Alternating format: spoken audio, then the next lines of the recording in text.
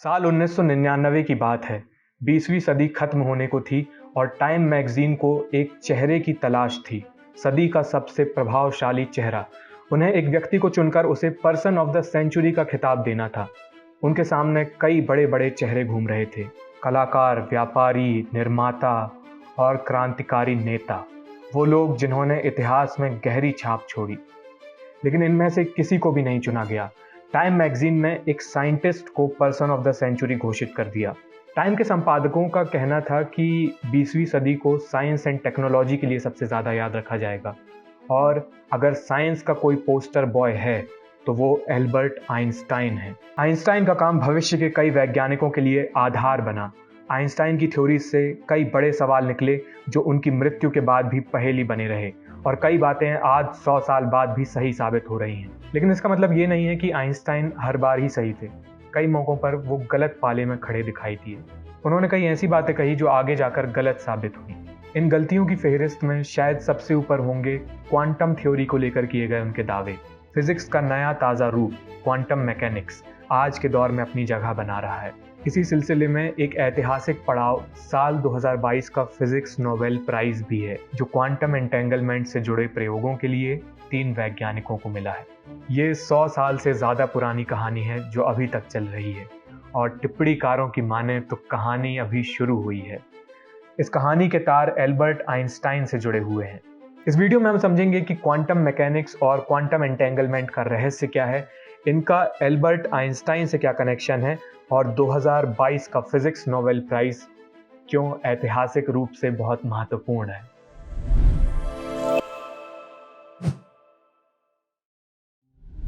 उन्नीसवीं सदी के आखिर में लाइट बल्ब का आविष्कार हुआ।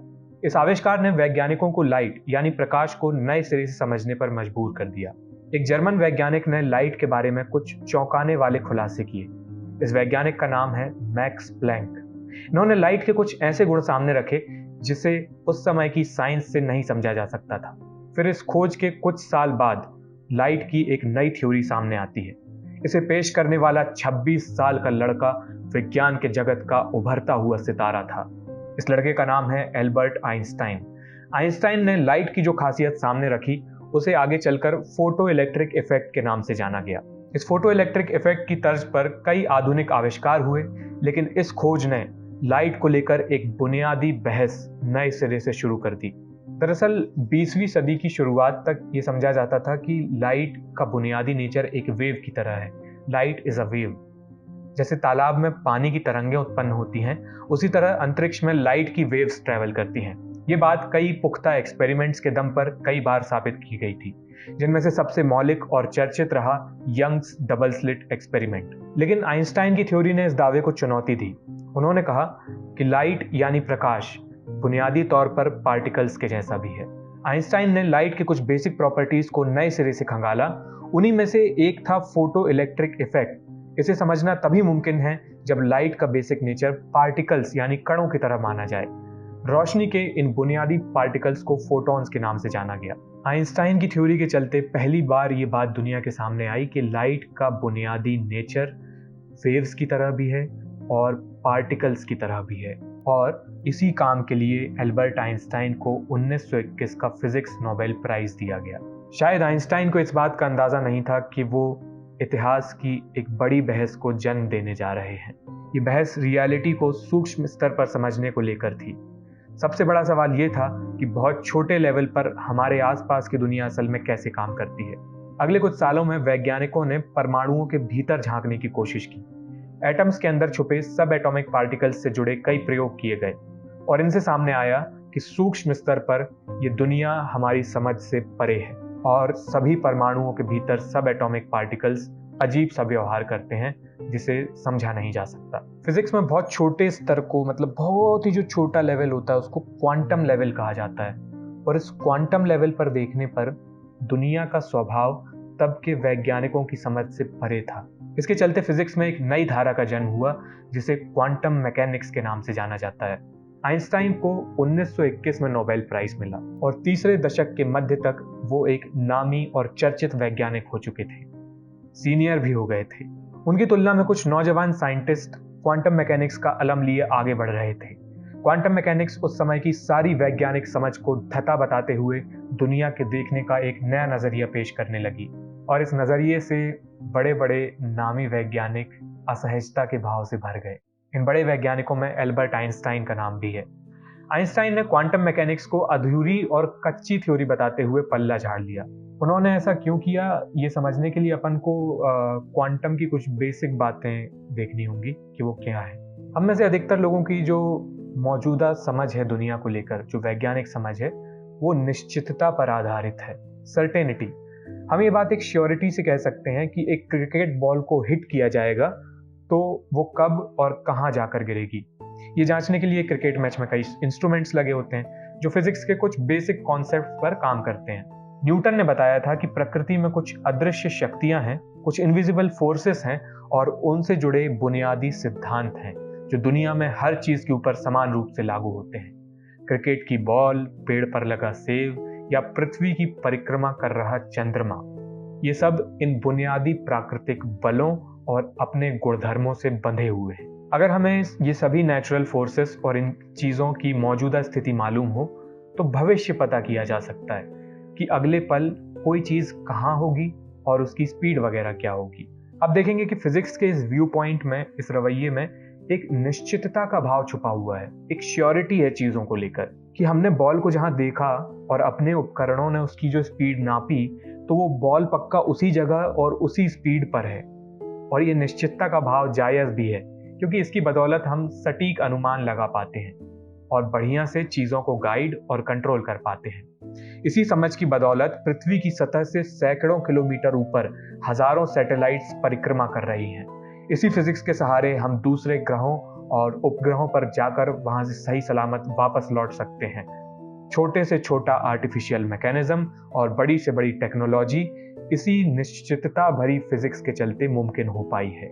इसे हम क्लासिकल फिजिक्स कहते हैं। लेकिन जब हम बहुत छोटे लेवल पर, बहुत सूक्ष्म स्तर पर यानी क्वांटम लेवल पर चीजों को देखते हैं तो ये सब कुछ काम नहीं करता।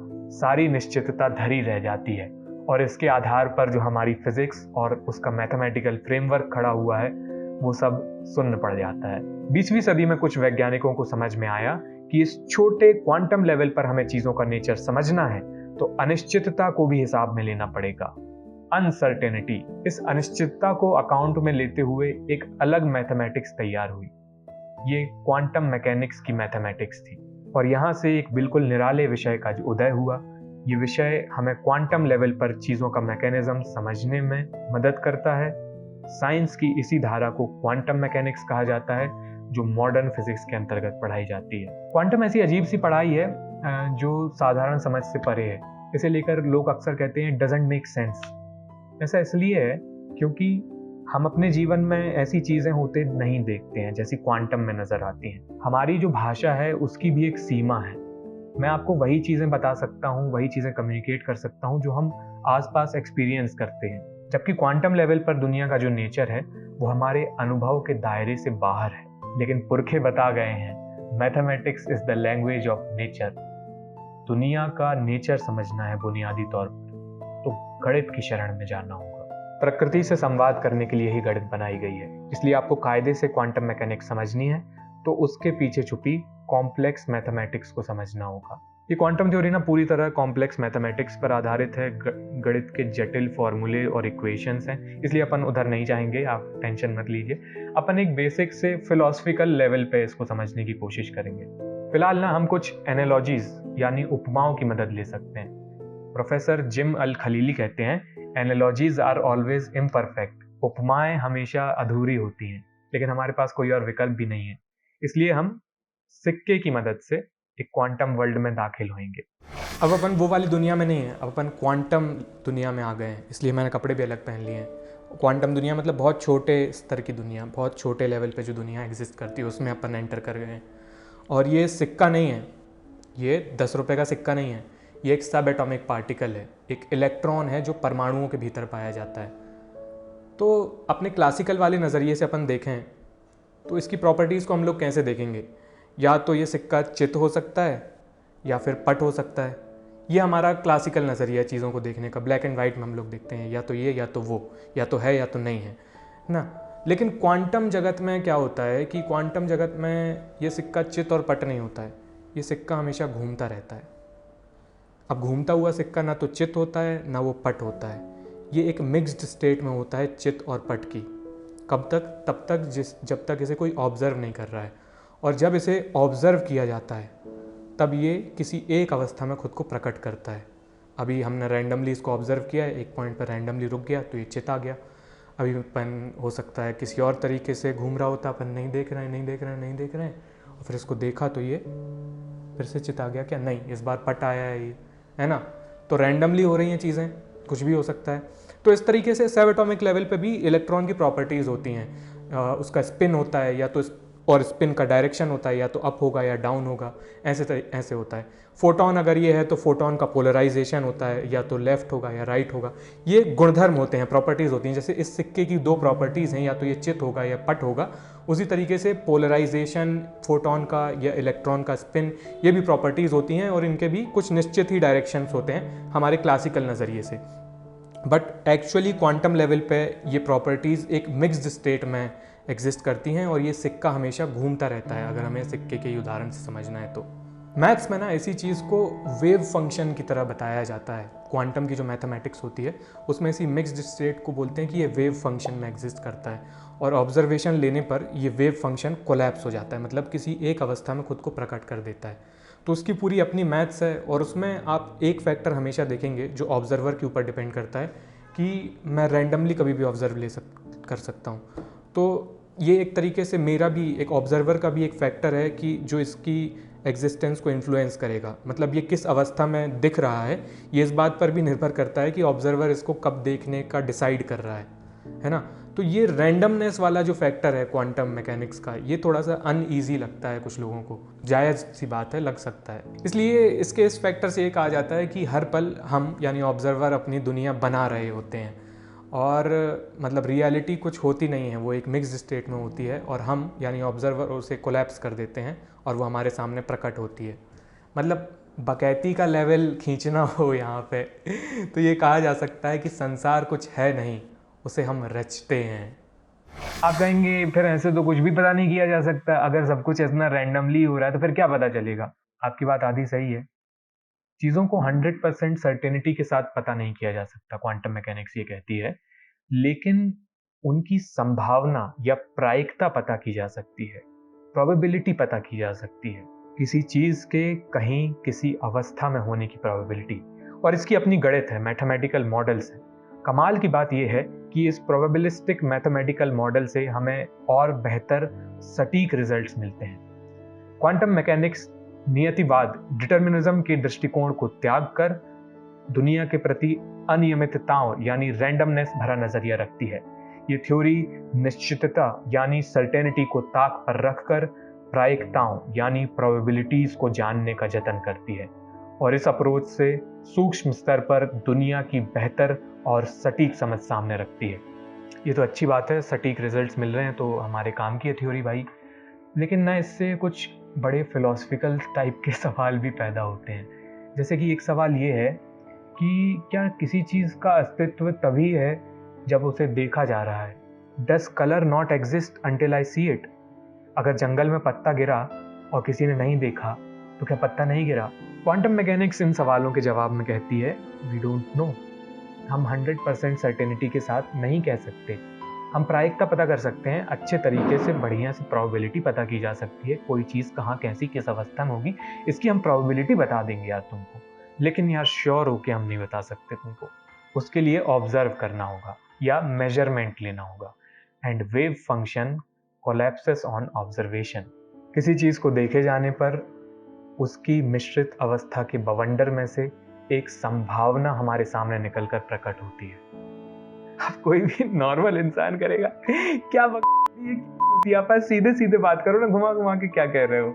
अपन लोगों का ऐसा लगना इसलिए लाजमी है क्योंकि बड़े लेवल पर, हमारे आपके लेवल पर हमें चीज़ों को निश्चितताओं के साथ देखने की आदत है, और वो वैसे काम भी करती है। तो क्वांटम मैकेनिक्स का पॉइंट ऑफ व्यू देखकर कोई भी संतुलित दिमाग वाला व्यक्ति, उसका माथा टनक जाएगा और वो कहेगा कि क्या है ये। ऐसा ही एल्बर्ट आइंस्टाइन के साथ भी हुआ था। तो वापस 100 साल पीछे चलते हैं उसी कहानी में। 1920 और 30 के दशक में क्वांटम मैकेनिक्स नई नवेली थ्योरी थी। नील्स बोर, श्रोडिंगर और हाइजेनबर्ग जैसे कई नौजवान साइंटिस्ट इसकी मशाल लिए आगे बढ़ रहे थे। इसे बुजुर्ग साइंटिफिक कम्युनिटी में बहुत स्वीकार्यता हासिल नहीं थी। क्वांटम से उपजे फिलोसफिकल कचोधन से एल्बर्ट आइंस्टाइन त्रस्त हो गए और उन्होंने तंज कसा, is moon not there when I don't see it. अगर मैं चांद को देख नहीं रहा हूँ तो क्या चांद वहां पे है ही नहीं। आइंस्टाइन को लगता था कि क्वांटम मैकेनिक्स एक इनकम्प्लीट और इनकंसिस्टेंट थ्योरी है, क्योंकि उनको इन बातों का कोई तुक नजर नहीं आ रहा था। आइंस्टाइन का मानना था कि दुनिया रैंडमनेस यानी अनियमितताओं के सहारे नहीं चल रही है। God does not play dice. लेकिन क्वांटम मैकेनिक्स की बुनियाद में यही सब बातें थी। इसकी रैंडमनेस, अनसर्टेनिटी और कई दिमाग हिला देने वाले सवालों ने आइंस्टाइन को दुविधा में डाल दिया और इन्होंने इस थ्योरी को ध्वस्त करने का मन बना लिया। आइंस्टाइन ने इस थ्योरी की सबसे कमज़ोर कड़ी पर हमला करने का फैसला किया, लेकिन जिसे वो कमज़ोर कड़ी समझ रहे थे वो दरअसल क्वांटम मैकेनिक्स का एक अभिन्न अंग निकला और आगे चलकर आइंस्टाइन के पैर की फांस बन गया। इस महत्वपूर्ण हिस्से का नाम है क्वांटम इंटेंगलमेंट। ये क्वांटम मैकेनिक्स से निकला एक अजीब सा फंडा है जो सुनने में बहुत जादुई सा लगता है। अब ये क्या भला है, लेकिन इसको समझने की कोशिश करते हैं। वापस से अपन सिक्कों की सब एटॉमिक क्वांटम वाली दुनिया में चलते हैं। अंग्रेजी का एक शब्द है इंटेंगल, यानी दो चीज़ों का आपस में गुथ जाना, फंस जाना, उलझ जाना या फिर जुड़ जाना। क्वांटम थ्योरी ये दावा करती है कि बहुत ही सूक्ष्म स्तर पर दो पार्टिकल्स इस तरह जोड़े जा सकते हैं कि इनके बीच एक कनेक्शन बना रहता है, फिर चाहे वो कितने ही दूर भेज दिए जाएं, और इनके बीच इस कनेक्शन के लिए, इस इंटेंगलमेंट के लिए किसी माध्यम की आवश्यकता नहीं है, ना ही इसमें कोई समय लगता है। ये हमेशा एक दूसरे से जुड़े होते हैं और किसी एक पार्टिकल की अवस्था में छेड़खानी करने पर तुरंत दूसरे पार्टिकल की अवस्था भी बदल जाती है। फ़र्ज़ कीजिए कि ये दोनों सिक्के नहीं हैं, ये क्वांटम वर्ल्ड है, जैसा कि आपको पहले बताया। ये दोनों सब एटॉमिक पार्टिकल्स हैं, ये दोनों ही इलेक्ट्रॉन्स हैं, बस ये अलग अलग दिखें दोनों इलेक्ट्रॉन्स, इसलिए हमने अलग अलग रंग के सिक्के ले लिए हैं। तो अगर मैं किसी तरीके से इन दोनों सब एटॉमिक पार्टिकल्स को इंटेंगल कर देता हूँ, ये मैंने इंटेंगल कर दिया किसी जादुई तरीके से, तो इनकी जो स्टेट है वो हमेशा के लिए आपस में जुड़ जाती है। अब ये मिक्स्ड स्टेट में होते हैं, जैसा कि हमने बताया क्वांटम वर्ल्ड में, मैं ऑब्जर्व नहीं कर रहा हूँ इनको, तो ये मिक्स्ड स्टेट में है, ना चित है ना पट है, दोनों ही सिक्के चित और पट की मिश्रित अवस्था में हैं। अब इसमें से एक सिक्के को मैं पृथ्वी पे ही रखूं और एक को मैं भेज दूं मंगल ग्रह पे, तब भी ये दोनों सिक्के किसी ना किसी तरीके से आपस में जुड़े रहेंगे। यही क्वांटम इंटेंगलमेंट का दावा है। और पृथ्वी वाले सिक्के को ऑब्जर्व अगर किया जाए और इसमें पट आता है तो तुरंत ही ये जो मंगल ग्रह वाला सिक्का है ये भी रुक जाएगा और इसमें चित दिखाएगा। ये होता है इंटेंगलमेंट, कि दोनों एक दूसरे से इस तरीके से जुड़े हैं कि एक को ऑब्जर्व किए जाने पर, मिक्स्ड स्टेट में है तो एक को ऑब्जर्व किया जाएगा तो दूसरे की जो वेव फंक्शन है वो भी कोलैप्स कर जाएगी और वो भी एक स्टेट में आकर फाइनली फिक्स हो जाएगा। और इसकी जो स्टेट है वो पृथ्वी वाले पार्टिकल की स्टेट से जस्ट अपोजिट होगी। ये क्वांटम इंटेंगलमेंट है और ये जादुई रहस्यमयी तरीके से किस तरह ये दोनों जुड़े हुए हैं ये कोई आज तक समझ नहीं पाया है। तो क्वांटम थ्योरी में क्वांटम इंटेंगलमेंट नाम का एक कॉन्सेप्ट है जिसके ज़रिए ये दावा किया जाता है कि दो सब एटॉमिक पार्टिकल्स को इस तरीके से इंटेंगल किया जा सकता है कि दोनों की अवस्थाएं हमेशा के लिए एक दूसरे से जुड़ जाएंगी और एक को मैनिपुलेट करने पर, एक को ऑब्जर्व करने पर आप दूसरे को भी तुरंत कोलैप्स कर देंगे और ये दोनों एक दूसरे से जुड़े हुए हैं। अब ये सब चीज़ें जब आइंस्टाइन ने सुनी तो उसने कहा कि यार ये क्या रहता है, मतलब क्या मजाक चल रहा है क्या। दरअसल आइंस्टाइन की थ्योरी से ये बात निकल कर आती है कि ब्रह्मांड में कोई भी चीज़, इंफॉर्मेशन हो या कुछ भी हो, स्पीड ऑफ लाइट से फास्ट ट्रेवल नहीं कर सकती। फिर ये सवाल उठता है कि क्वांटम इंटेंगलमेंट के जरिए इंस्टेंटेनियसली, तुरंत, बिना कोई टाइम लिए इंफॉर्मेशन यहाँ से वहाँ कैसे जा रही है। पृथ्वी और मंगल के दो पार्टिकल्स प्रकाश की गति से तेज संवाद कैसे कर सकते हैं। ये जायज सवाल भी है क्योंकि आज तक वैज्ञानिक इस बात पर सहमत हैं कि स्पीड ऑफ लाइट से ज़्यादा तेज कोई चीज़ ट्रैवल नहीं कर सकती। प्रकाश की गति से तेज कुछ भी नहीं हो सकता। स्पीड ऑफ लाइट एक ऐसी लिमिट है जिसे ब्रह्मांड की कोई भी चीज़ पार नहीं कर सकती। इसे आधार बनाते हुए आइंस्टाइन ने दो और वैज्ञानिकों को साध लिया और क्वांटम थ्योरी पर हमला कर दिया।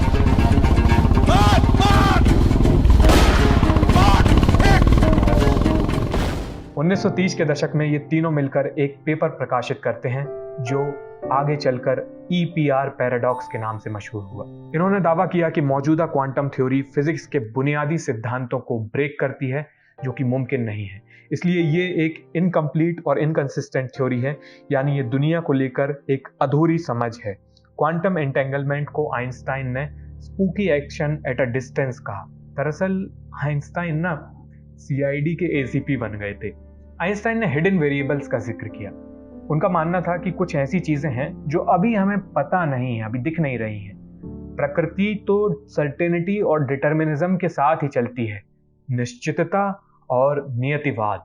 इसलिए आइंस्टाइन ने क्वांटम मैकेनिक्स की अनसर्टेनिटी और रैंडमनेस पर निशाना साधते हुए कहा था, God does not play dice. ईश्वर बैठकर पासे नहीं फेंक रहा है कि रैंडमनेस होगी। कुछ हिडन वेरिएबल्स हैं जो अभी हमारी समझ में नहीं आ रहे हैं। जैसे इंटेंगलमेंट वाले केस में कुछ ट्रिक्स होंगी, पहले से कुछ सेटिंग रही होगी, तभी तो मतलब एक जो सब एटॉमिक पार्टिकल है वो दूसरे का विपरीत रिजल्ट दे रहा है, तभी तो एक सिक्के में चित आ रहा है तो दूसरे में पट आ रहा है। कुछ हिडन सेटिंग है जो अपन को दिख नहीं रही है, ऐसा आइंस्टाइन ने कहा। दूसरी तरफ क्वांटम मैकेनिक्स ये कहती है कि यार नहीं है, कोई हिडन वेरिएबल नहीं है, रैंडमनेस है। एक सिक्के का कोई भी रैंडम ऑब्जर्वेशन दूसरे सिक्के को उसके उलट ही गिराएगा, इसमें कोई छुपी ट्रिक नहीं है। ये रैंडमनेस है, अनियमितता है, और ये दो किसी तरह से आपस में कनेक्टेड हैं, चाहे वो कितनी भी दूरी पर हो। इस सवाल पर क्वांटम मैकेनिक्स और क्लासिकल फिजिक्स के बीच में तलवारें खिंच गईं। ये बड़ा सवाल था जिसका हल तब के विज्ञान और वैज्ञानिकों को नजर नहीं आ रहा था। फिर ना जिसका हल नहीं समझ में आता ना, उसका लोग लोड लेना बंद कर देते हैं। तो वैज्ञानिकों ने भी इस चीज का लोड लेना बंद कर दिया। द्वितीय विश्व युद्ध शुरू हो गया। युद्ध के बाद साइंस को आधुनिकता के बाजार ने जकड़ लिया और किसी के पास इन फालतू सवालों के लिए टाइम नहीं था। फिर 1955 में आइंस्टाइन की मौत हो जाती है और EPR पैराडॉक्स एक कचोदन बनकर रह जाता है। लेकिन 1950 के दशक में ये बात क्लियरली दिख रही थी कि क्वांटम मैकेनिक्स के कैलकुलेशन पर चीज़ों के सटीक नतीजे निकल कर आते हैं। इसकी मदद से कई क्रांतिकारी आविष्कार हुए जिनसे हमारी दुनिया हमेशा के लिए बदल गई। क्वांटम मैकेनिक्स दुनिया को बारीकी से समझने का बेहतर तरीका बनने लगी और कुछ स्पेसिफिक बारीक चीज़ों के लिए इसका इस्तेमाल किया जाने लगा। अधिकतर वैज्ञानिक सर झुकाकर बिना ज़्यादा सवाल अवाल किए काम करते थे और अपने काम के हिसाब से क्वांटम मैकेनिक्स को यूज करते थे। लेकिन कुछ सरफिरे वैज्ञानिक थे जिनके मन में ये सवाल अब भी खटक रहा था और उन्होंने इस दशकों पुराने सवाल को, इस दशकों पुरानी बहस को दोबारा कुरेदने की कोशिश की। इस बार जगह थी पार्टिकल फिजिक्स का गढ़ माने जाने वाली European organisation for nuclear research, CERN. 1960 का दशक शुरू हो चुका था और सर्न में एक फिजिसिस्ट काम करते थे जिनका नाम है जॉन स्टुअर्ट बेल। बेल के मन में आइंस्टाइन के उठाए सवाल घूम रहे थे। उन्होंने सर्न से छुट्टी ली और स्टैनफोर्ड समेत कई यूनिवर्सिटीज में अपना समय बिताया। छुट्टी के करीब एक साल बाद 1964 में जॉन बेल ने एक पेपर प्रकाशित किया। इस पेपर का टाइटल था on the EPR paradox. John Bell के इस पेपर से एक मशहूर थ्योरम निकल कर आती है जिसे बेल्स थ्योरम के नाम से जाना जाता है। दरअसल इस थ्योरम के बीचों बीच एक ऐसी इनइक्वालिटी, एक ऐसी चाबी छुपी हुई थी जिसकी मदद से क्वांटम मैकेनिक्स और हिडन वेरिएबल्स वाली बहस को सेटल किया जा सकता था। जॉन बेल ने एक थॉट एक्सपेरिमेंट और मैथ सामने रखी जिसकी बदौलत ये टेस्ट किया जा सकता था कि कौन सा नजरिया ज्यादा सही है, आइंस्टाइन का हिडन वेरिएबल वाला दृष्टिकोण या फिर क्वांटम मैकेनिक्स की अजीबोगरीब रैंडमनेस वाली थ्योरीज। भौतिक शास्त्रियों के बीच ये सहमति बनी कि बेल्स थ्योरम की मदद से इसका हल निकाला जा सकता है, लेकिन ना इसे जमीन पर टेस्ट करना एक चुनौती भरा काम था।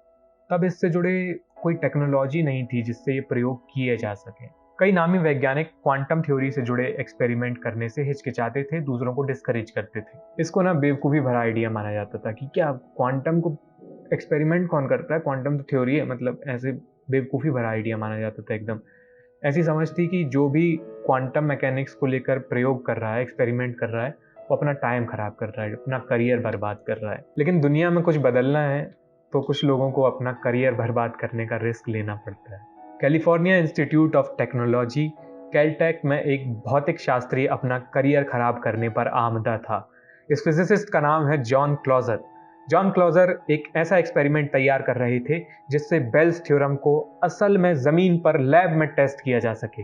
1972 में उन्होंने इस एक्सपेरिमेंट को अंजाम दिया और इतिहास रच दिया। इस दुनिया को लेकर हमारी समझ हिलक के रह गई। टिप्पणीकार कहते हैं कि इस एक्सपेरिमेंट के नतीजे देखकर एल्बर्ट आइंस्टाइन ने कब्र में करवट बदली होगी। क्लॉजर का यह एक्सपेरिमेंट क्वांटम एंटेंगलमेंट के शुरुआती प्रयोगों में सबसे महत्वपूर्ण साबित हुआ। दरअसल ना बेल्स थ्योरम के बीचों बीच एक मैथमेटिकल इनइक्वालिटी छुपी हुई थी। यूं समझिए कि क्लासिकल मैकेनिक्स की एक सीमा तय करती थी। अगर आइंस्टाइन की हिडन वेरिएबल्स वाली बात सही है तो किसी एक्सपेरिमेंट से मिलने वाले नतीजे इस इनइक्वालिटी के दायरे में ही होंगे। लेकिन 1972 में क्लॉजर के एक्सपेरिमेंट से जो नतीजे सामने आए वो बेल्स इनइक्वालिटी को वायलेट कर रहे थे और इस दिन आधिकारिक तौर पर फिजिक्स साधारण क्लासिकल मैकेनिक्स की दहलीज लांघकर क्वांटम मैकेनिक्स को गले लगाने दौड़ जाती है। इस एक्सपेरिमेंट से पहली बार ये सबूत मिले कि हिडन वेरिएबल्स को लेकर आइंस्टाइन के दावे गलत थे और क्वांटम मैकेनिक्स वाकई एक मुकम्मल थ्योरी है जो साधारण वैज्ञानिक समझ से कई मायनों में बेहतर है। लेकिन क्लॉजर के एक्सपेरिमेंट में फिर भी कुछ लूप होल्स बाकी थे। इनके चलते आइंस्टाइन के सही होने की संभावना अब भी बाकी थी। 80 के दशक में दूसरे वैज्ञानिक ने इन लूप होल्स को समझकर इन्हें दुरुस्त करने के बाद एक बेहतर एक्सपेरिमेंटल सेटअप तैयार किया। इस वैज्ञानिक का नाम है एलाइन आस्पेक्ट और आस्पेक्ट इस एक्सपेरिमेंट से दोबारा वही बात स्थापित करते हैं कि आइंस्टाइन क्वांटम मैकेनिक्स को लेकर गलत थे। आइंस्टाइन को गलत सिद्ध करने के सिलसिले में जॉन बेल की थ्योरम और क्लॉजर व आस्पेक्ट के प्रयोगों ने महत्वपूर्ण भूमिका निभाई। इन्होंने इस दुनिया को लेकर हमारी नासमझी को आश्वस्त करने वाले प्रयोग किए और बुनियादी तौर पर दुनिया की बेहतर समझ हासिल की। इसके आधार पर क्वांटम इंफॉर्मेशन साइंस की एक नई धारा रूप ले रही है। इसी सिलसिले में एंटोन जिलिंगर नाम के वैज्ञानिक ने क्वांटम टेलीपोर्टेशन जैसे कई बेहतरीन प्रयोगों को अंजाम दिया। ये टेलीपोर्टेशन वैसा नहीं है जैसा फिल्मों में दिखाते हैं कि एक आदमी यहाँ से गायब होकर तुरंत दूसरी जगह पहुंच जा रहा है। ये टेलीपोर्टेशन दरअसल एक इंफॉर्मेशन ट्रांसफर की तरह है, उसके ज़्यादा करीब है, जिसमें एक क्वांटम स्टेट की इंफॉर्मेशन को एक जगह से दूसरी जगह टेलीपोर्ट किया जा रहा है क्वांटम एंटेंगलमेंट को मैनिपुलेट करते हुए, उस फिजिक्स को इस्तेमाल करते हुए, और वो आइंस्टाइन की स्पीड ऑफ लाइट वाली लिमिट के दायरे में हो रहा है सब कुछ। आइंस्टाइन का बस एक दावा गलत हुआ है। उनकी जो रिलेटिविटी की थ्योरी है, लाइट की स्पीड वाली लिमिट है, वो बातें अब भी इंटैक्ट हैं। लेकिन अब क्वांटम से जुड़े कई ऐसे प्रयोग जमीन पर फलीभूत हो रहे हैं और क्वांटम इंफॉर्मेशन साइंस से क्रांतिकारी बदलावों की आस लगाई जा रही है। इसी के चलते 3 वैज्ञानिकों को 2022 का फिजिक्स नोबेल प्राइज दिया गया। ये विज्ञान के इतिहास में एक महत्वपूर्ण पड़ाव है जहां मनुष्यों और टेक्नोलॉजी की कहानी में नया मोड़ आने के पूरे आसार नजर आ रहे हैं। अब इस पूरी कहानी से 2-3-4 बातें कुछ निकल के आती हैं, आप जाते जाते वो सुनते जाइए। पहली बात तो ये है कि गलत साबित हो जाना साइंस में किसी भी तरीके का कोई दुखद एहसास नहीं है या कोई नेगेटिव घटना नहीं है, ये बल्कि एक सुखद एहसास है। ये इस बात का सबूत है कि विकास आज भी जारी है और आज भी लोग हैं जिनकी चेतना जागृत है, जो चीज़ों को ऑब्जर्व कर रहे हैं और सही थ्योरी सामने पेश कर रहे हैं। तो गलत होने पर हताश मत होइएगा। और एक चीज़ गलत साबित हो जाने से किसी आदमी का पूरा वजूद ही ख़त्म नहीं हो जाता है। मतलब एक छोटी सी चीज़ थी, एल्बर्ट आइंस्टाइन एक बहुत बड़ा नाम है, बहुत बड़ी विरासत है उनके काम की, और वो किसी भी तरीके से ख़त्म नहीं होती या उसको कोई डैमेज नहीं पहुंचता है। जाहिर सी बात है, कोई इंसान बहुत सारी बातें बताएगा, हर चीज़ पर अपना व्यू रखेगा, तो उसकी कुछ एक बातें गलत होंगी और उन्हें आगे वाले लोग देखेंगे, उन्हें सुधारेंगे। और ये भी चीज़ है ना कि यार समय के साथ व्यू पॉइंट बदलता जाता है। आइंस्टाइन को जो चीज़ें विरासत में मिली थी उन्होंने उस चीज़ के ऊपर बिल्ड किया, और नील्स बोर, हाइजेनबर्ग, श्रोडिंगर, इन सब लोगों को जो चीज़ें विरासत में मिली, इन लोगों ने अपनी थ्योरी उसके ऊपर बिल्ड करी। तो अगर आइंस्टाइन होते ही नहीं तो, और मैक्स प्लैंक नहीं होते, तो ये सारी थ्योरी निकल के ही नहीं आती पहली बात तो एक साइंस के बारे में ये सबसे अच्छी बात है, ये साइंस की खूबी है कि उसमें लगातार इवोल्यूशन का एक क्रम हमें देखने को मिलता है, उसमें हमेशा सुधार की गुंजाइश रहती है। दूसरी चीज़ ये है कि मॉडर्न फिजिक्स ज़्यादा एक्यूरेट है। इसका मतलब ये नहीं है कि जो क्लासिकल फिजिक्स है वो बकवास ही है, वो कुछ भी है। क्लासिकल फिजिक्स आज भी कई जगहों पे यूज़ होती है, जैसा कि हमने बताया कि सैटेलाइट्स चांद पे जाने से लेकर बहुत छोटे छोटे लेवल की चीज़ें हम सब क्लासिकल मैकेनिक्स से ही ऑपरेट करते हैं, उसकी मदद से ही बहुत सारी चीज़ें हमारी चल रही हैं। तो नज़रिए हैं, ये सब मॉडल्स हैं, चीज़ों को देखने के अलग अलग चश्मे हैं। अगर हमें हरे रंग के चश्मे से कोई चीज़ ज़्यादा अच्छे से दिखाई दे रही है तो हम ये मतलब नहीं है कि नीला वाला चश्मा जो है उसको फेंक देंगे। नीले वाले चश्मे की अलग उपयोगिता है, हो सकता है नीला वाला चश्मा ज़्यादा बेहतर हो कई मायनों में। तो नीला वाला चश्मा यहाँ क्लासिकल फिज़िक्स है, हरा वाला चश्मा यहाँ पे जो है मॉडर्न फिज़िक्स है। तो क्लासिकल फिज़िक्स की अपनी उपयोगिता है, मॉडर्न फिज़िक्स की अपनी उपयोगिता है, ये दूसरी बात है। तीसरी बात ये है कि यार क्वांटम टेक्नोलॉजी जो है वो बहुत तेज़ी से अपने पैर पसार रही है। अगर आप न्यूज़ फॉलो करते हैं तो आपने देखा होगा 2019 में IBM और गूगल के बीच एक जंग छिड़ गई थी क्वांटम सुप्रीमेसी को लेकर। ये दोनों क्वांटम कंप्यूटर्स बनाने की कोशिश कर रहे हैं, दोनों इस होड़ में लगे हैं कि पहले कौन बनाता है। तो उसको लेके एक तीखा वाद विवाद टाइप का हो गया था इन लोगों के बीच में कि किसने पहले बनाया है क्वांटम कंप्यूटर या क्वांटम सुप्रीमेसी का डेमोन्स्ट्रेशन किसने किया है। इसके इतर कई ऐसी चीज़ें हैं जो लगातार हर साल हमें इसमें चेंजेस देखने को मिल रहे हैं, क्योंकि ये एक बहुत ही नई उभरती हुई फील्ड है। और ज़ाहिर तौर पर अगर आप लोग में से किसी को इंटरेस्ट आया है इस बारे में और आप और जानना चाहते हैं, हमने तो इस वीडियो में कहानी जानी, बहुत सतही तौर पर चीज़ों को देखा, लेकिन आप और गहराई में जानना चाहते हैं तो मैंने डिस्क्रिप्शन में बहुत सारे लिंक्स आपके लिए छोड़ दिए हैं। उसमें इसी कहानी को विस्तार में बताने की कुछ वीडियोज़ हैं। जिम खलील की, प्रोफेसर ब्रायन ग्रीन हैं, ये सब बड़े बड़े लोग हैं साइंस कम्युनिकेशन के फील्ड में। कुछ मैथमेटिक्स बताने वाले लोग हैं, कुछ और बेहतर तरीके से टेक्निकल तरीके से चीज़ों को समझाने वाले लोग हैं, कुछ CHSH इनइक्वालिटी, बेल्स इनइक्वालिटी समझाने वाले लिंक्स हैं। तो इस तरह के कई लिंक्स मैंने डिस्क्रिप्शन में छोड़ दिए हैं, अगर आपकी जिज्ञासा जाग रही है तो आप उन्हें जाकर चेक कर सकते हैं। चौथी और आखिरी चीज़ ये है कि यार देखो कितने बढ़िया बढ़िया लोग काम कर रहे हैं और इनके कामों से कैसी बढ़िया बढ़िया चीज़ें संभव हो रही हैं। तो इस बारे में क्यूरियोसिटी रखिए, अच्छी बात है। लेकिन क्या है, इन सब चीज़ों को पढ़ते हुए थोड़ा सा विचलित करने वाला अनुभव होता है, क्योंकि ये हमारे नेचर ऑफ रियलिटी को क्वेश्चन करते हैं। तो हम जो समझ लेकर चल रहे होते हैं वो एकदम से ड्रॉप हो जाती है। तो थोड़ा सा मेरे लिए पर्सनली एक विचलित करने वाला एक्सपीरियंस रहा क्वांटम मैकेनिक्स को पढ़ना। तो अगर आपके लिए कुछ ऐसा हो तो आपको सलाह है दोस्त के तौर पर कि टेक इट ईजी, हल्के में लीजिए, थोड़ा घूमिए फिरिए, दोस्तों कितने भी ख़राब रिश्तेदारों और परिचित लोगों से मिलते रहिए, बच्चों को देखिए, चिड़िया विड़िया देखिए, आसमान देखिए, घूमते फिरते रहिए, चाय पानी कॉफ़ी या और कोई अन्य तरल पदार्थ पी के चिल करिए। और बाकी अगली वीडियोज़ में मुलाकात होगी। रेफरेंस के लिंक्स ज़रूर चेक करें और इस वीडियो के बारे में अपनी राय बता दीजिए। अच्छी लगी हो तो लाइक कमेंट शेयर सब्सक्राइब वाला। वीडियो देखने के लिए बहुत बहुत शुक्रिया। मैं हूँ क्या और तू है क्या, मैं हूँ क्या और तू है क्या, ये तो नज़र की बात है। मैं हूँ कहाँ और तू है कहाँ, ये तो सफ़र की बात है।